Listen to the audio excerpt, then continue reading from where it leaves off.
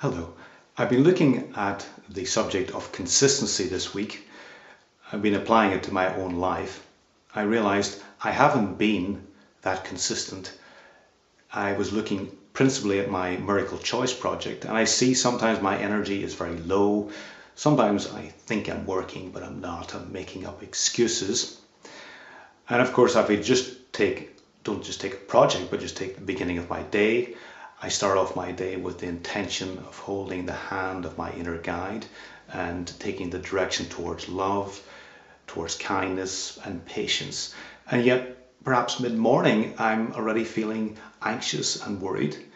I've got some judgments about myself, not being good enough. Got some judgments about some other people.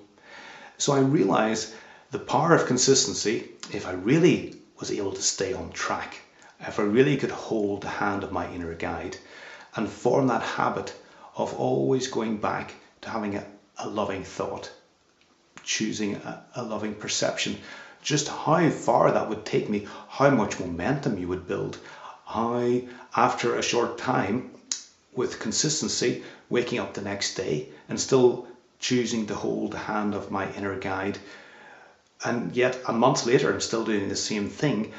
Imagine what that would do to your identity.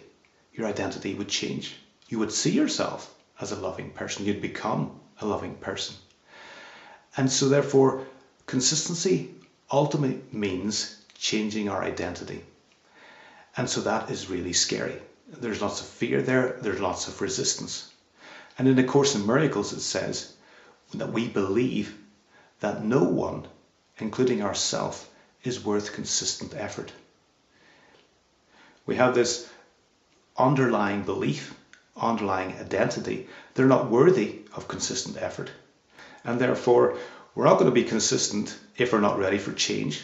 We're not going to be consistent if we're fearful of really stepping into our true identity, if we're fearful of really accomplishing the project we've set out to do, if we're really wanting the desires for our life to come true, then the best way is not to be consistent. The best way is to start off with good intentions and then change our direction.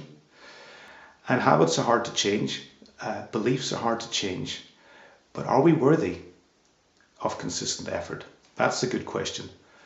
Am I feeling worthy of consistent effort, consistent choice, consistently choosing love?